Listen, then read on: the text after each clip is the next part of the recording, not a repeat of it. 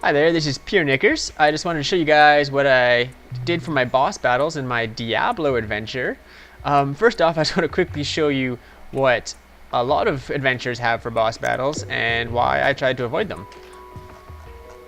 So usually they take some creature and make it absolutely gigantic, and then they just throw in a couple of health packs to make sure, the captain can last the fight.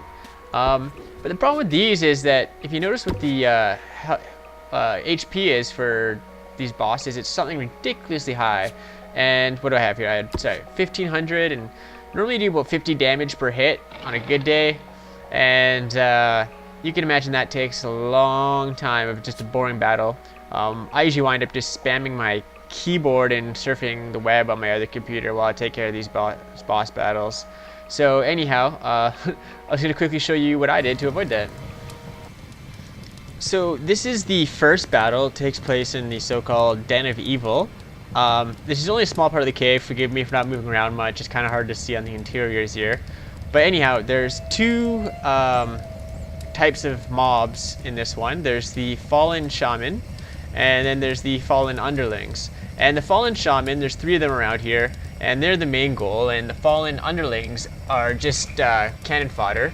But the way it works is until all the Shaman are killed, the little guys will respawn every 5 seconds. So, you're trying to beeline it for these guys, but then the little Fallen Underlings tend to get in your way and whatnot.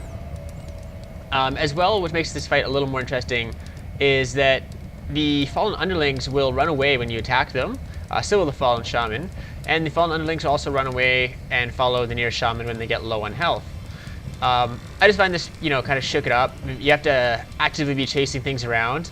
Admittedly, the way it kind of turned it out is sometimes that the Fallen Underlings will get stuck somewhere along the rocks and stuff, and you'll get a Fallen Shaman cornered, and then you can just beat them up at your own free will.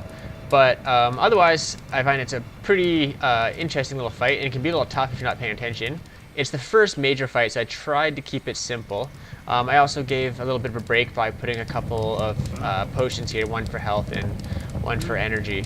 So that was the first battle I tried out, just to keep things shaken up. So now I'll just show you what Blood Raven looks like. So here's the setup for the Blood Raven battle. They're kind of hard to see, but there's 2 undead rogue feathers hiding in the corners here, and this here is Blood Raven. Like the last battle, these undead rogue feathers will spawn until Blood Raven's slain. The major difference is that these undead ones only take 1 hit to kill. They do a lot more damage than the Fallen Underlings do. And as well as the retreating behavior for Blood Raven is a lot better because she has wings. So while you're fighting Blood Raven, every time you hit her, she jumps up and flies around and generally gets out of reach while you're being attacked by these really high damage undead rogue feathers. So this fight's a little more difficult as well because I didn't include any health potions in the immediate area. And as well as one other trick that you won't really notice when you're playing it unless you chase Blood Raven a long distance, is that these undead rogue feathers don't attack the player if Blood Raven isn't around. It's kind of a detail that you won't really notice probably, but I threw it in there. I thought it'd be kind of fun. So anyhow, while this is similar to the last one, my next 2 fights are a fair bit different. So I'll just go and show you the Smith next.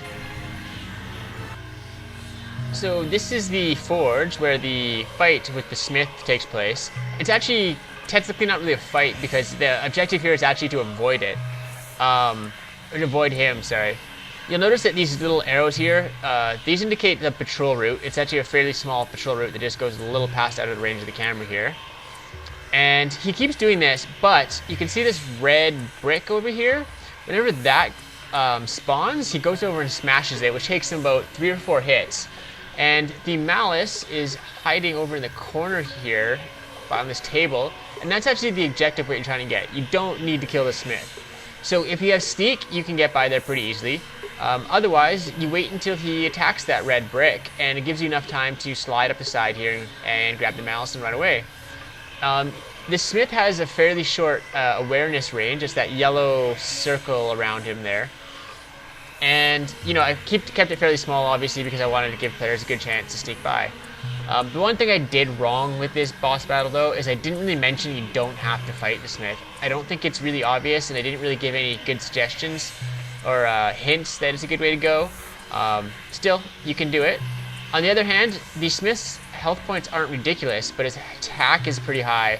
So if you do have a completely decked out captain, you might be able to actually fight him. So anyhow, this was the kind of worst implemented of the 3 fights, or the 4 fights I did, I think. So I'll just show you what the last one is, which I think is actually probably the best. So this here is our big badass Andariel that you fight at the end of the Act 1. She actually has really high health. She has 3,300. And as you guys know, as I said earlier, that just makes for a boring fight.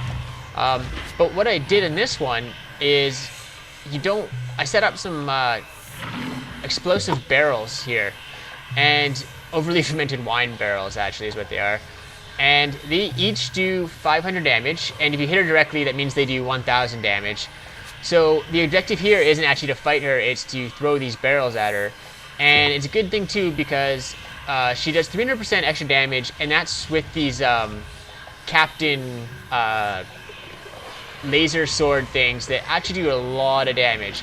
I think you can only take 2 regular hits from her, and she does a spit poison. You can take about 4 shots of that before you have to run away.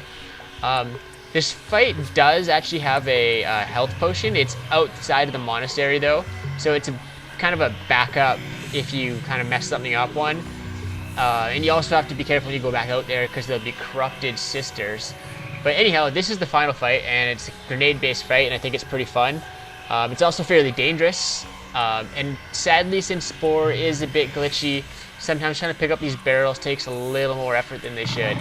But it's a fun fight, and I think it's a little unique compared to a lot of the other fights I've seen out there. So anyhow, those are my boss battles. So thanks for listening to me, and if you want to try the adventure, I'll be sure to leave a link wherever you may find this video.